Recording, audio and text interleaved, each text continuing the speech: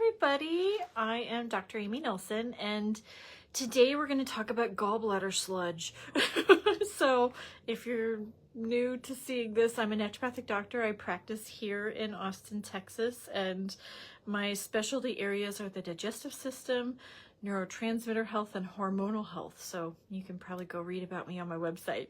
But I wanted to jump into this topic because I've been hearing it come up a lot with the clients that I see. So people will inevitably come in with, digestive issues having to do with the gallbladder. And the gallbladder, for a lot of people, it'll start to be a concern when they've got pain in their right side under their right ribs, or if they really get into some really extreme digestive distress, usually involving nausea or vomiting or really intense abdominal pain, or even it can be associated in any number of bowel changes. But typically it's kind of like a distress situation. So a lot of people will go into having a gallbladder crisis and they'll have like different scans. Usually like an ultrasound will show up with some gallstones. Those are famous. But sometimes people will have scans done, like a HIDA scan, in which they'll see that the gallbladder is underperforming or it's poorly performing. And they'll have a situation that they get told, well, they've got some gallbladder sludge in there. And so let's talk about that, because it's not like all of a sudden your gallbladder decided to quit working. Well, it kind of did, but it was really because of something. And that's kind of what we want to understand, because you can fix that stuff before the gallbladder is, like, say, surgically removed. Now, if that's a choice, that's an okay choice. I want you to really know that that's a discussion between you and your doctor. And if you are in extreme pain and you guys decide that it's a surgical situation, that is okay. I'm just giving you information so that you can understand what's going on.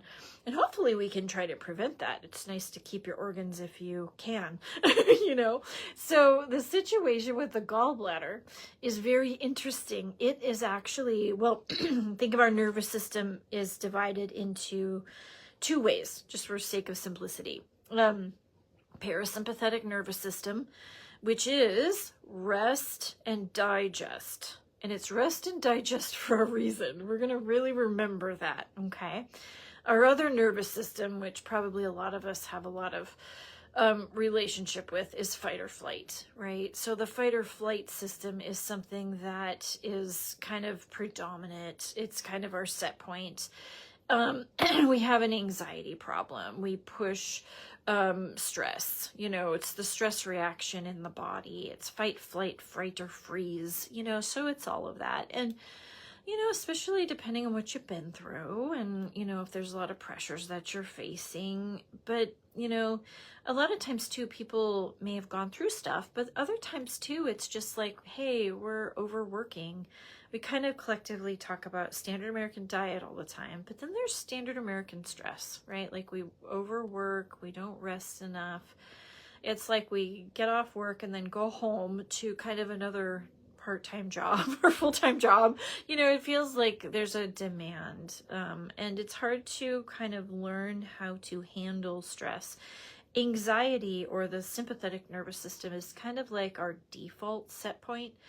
We have to actively invite the parasympathetic to the party. And we've talked about this a lot, especially with the nervous system, because if we have situations where we're reactive, right? We go right into reaction.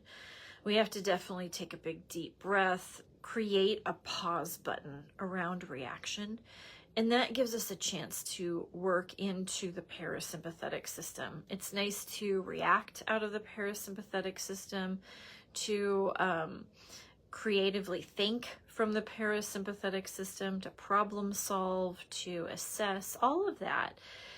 A lot of times the sympathetic nervous system takes over. It kind of takes over our brain. And sometimes you can see people, or you yourself, if I've been like this before, where let's say we get into a what if cycle, a rumination cycle, an overthinking cycle, a doomsday scenario cycle. What if this happens? What if that happens? And it's stuck in a worry. And it's like you get stuck in your brain and you just are like, what if this? What if that? And really what kind of happens, and I'll see people in that state of mind because we're trying to put together a plan for health and wellness. And a lot of times they'll be like, well, what about this? Especially with diets, because the internet's full of like every diet known to man, right? And what people try to do when they come to see me is I'm trying to sort through, we're going to start here. But if they're already doing like 3 different other diets, well, shouldn't I do this? And they kind of want to do all of them, right? And it's so overwhelming. And it's so like, you have to just sometimes say, no, I actually want you to eat more beans, or I want you to eat more vegetables, or I'd like you to eat this type of meat. And so, or whatever you're recommending, but they kind of have to let it go because remember, sympathetic brain is also like ones and zeros, yes or no, good or bad. And is that life at all? No. It's just like there's a lot of like, well, this and that. And you know, so the sympathetic dominance of things has to kind of let go. And we have to do that by taking a big, deep breath and letting your parasympathetic into existence. And same, like I'm not saying this from a place of judgment or shame, because I can get there too. Yeah, I can overthink the heck out of something. And sometimes we get kind of rewarded to do that because it makes us good little problem solvers and good little detectives and things like that, which is awesome. But if we don't match it with a parasympathetic system, we sometimes, you know, have you ever heard of analysis paralysis? You're just drowning in details and they don't matter. And they really are flooding the idea of true problem solving for right here and right now. And so a lot of times just taking a big deep breath and being in parasympathetic territory is wonderful. You know, so learning skills to calm down is like a beautiful thing. No, back to the gallbladder. How does that affect the digestive system? So remember, what does sympathetic nervous system do? It inhibits digestion. It puts a stop to things. It says, slow it down. We're going to allocate resources and blood supply from the digestive system, and we're going to give it to the skeletal muscles because we're running from tigers. So what that means, especially to the upper GI, is we're going to produce less stomach acid. We're going to produce less protective mucosal lining, right? That wonderful mucosal lining that we talk about a lot. We are going to inhibit the gallbladder. We're going to inhibit pancreatic output. We're going to inhibit muscle contractions on the bowel. We're going to inhibit everything, right? We're just going to put a stop to stuff. And if someone, you know, especially has indigestion and heartburn and all that kind of stuff, we think about that quite heavily. So we try to think about how that sympathetic nervous system plays into that. And so that's a huge, huge kind of behind the scenes cause of things. So the gallbladder itself is, when it receives that signal from the sympathetic nervous system, it inhibits contraction. So remember, we first talked about gallbladder sludge. What would sludge come from? Well, remember, the gallbladder concentrates the bile and then excretes it into the duodenum, right? And it does so by doing a little contraction. It's not a painful contraction. It's just what it does. So if it's not, you know, squirting the bile into the duodenum very well, where does sludge come from? That, right? Anything that sticks around is going to be sludgy. It's going to settle out, right? So if we then also see kind of like on those HIDA scans when the gallbladder isn't really doing its proper contraction, then we know that the sympathetic nervous system is really involved with that gallbladder. It's like saying, no way, don't do any contractions, hold up. And so it's not the fault of the gallbladder. The gallbladder is just the messenger. It's saying, well, I got a sympathetic nervous system response. So to save that, if you can step in and really kind of go, you know what, I got to get into my parasympathetic nervous system. It's not to say, oh, don't be stressed. You know, worst advice ever is don't be stressed. How do you do that? You know, like, and I'm sure I've said that to people before, not without I understand now, like it's a dumb idea to just not be stressed. Is to say, hey, let's take a big deep breath. Let's get the parasympathetic nervous system activated. And then let's climb this mountain with the parasympathetic nervous system trained up, you know? And if that's hard, like everybody can breathe. And a lot of times people will say, well, breathing didn't help. It might not have. Yeah, it might have been you trying to breathe and this freight train of stress is coming at you. So sure, that's a reasonable idea. We do have to work on the nervous system. So with all this upper GI stuff, you really, really have to go and say to yourself, like, you know what, I got to work on my nervous system. And so like the parasympathetic system, what does it do?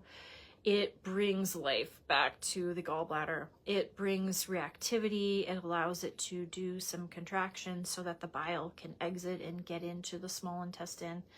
And it, it allows function to happen. So when you're seeing that in your analysis, if you're working up your gallbladder and you get that kind of idea and that report, think, oh, my nervous system is behind the scenes on this one. So if I want to get busy and help this, first off, reducing inflammation in the diet is super important. And we've talked about that before with food sensitivity testing with 3 different antibodies. That's useful, very useful. The second is rewiring stress responses and redoing stress responses. And, we advocate for therapy all the time. I love a good therapist. I think that that's a useful thing. Reformatting kind of your, ideas on how you're handling something is very important. The other things behind that are, we've talked about this with the nervous system. Sometimes we have to do methylation support because some people don't methylate very well, which means they hold on to their adrenaline a lot longer than other people. That's going to be the sympathetic nervous system problem, right? So if we have this sympathetic nervous system response going on in the body and we don't methylate, that's like trying to hold on to a hot pan and everybody else gets oven mitts, but you don't. You have to like really deal with that. So it's like the adrenaline lasts longer, and yeah, that would have its mark on the digestive system, wouldn't it? Because it would inhibit the digestive system.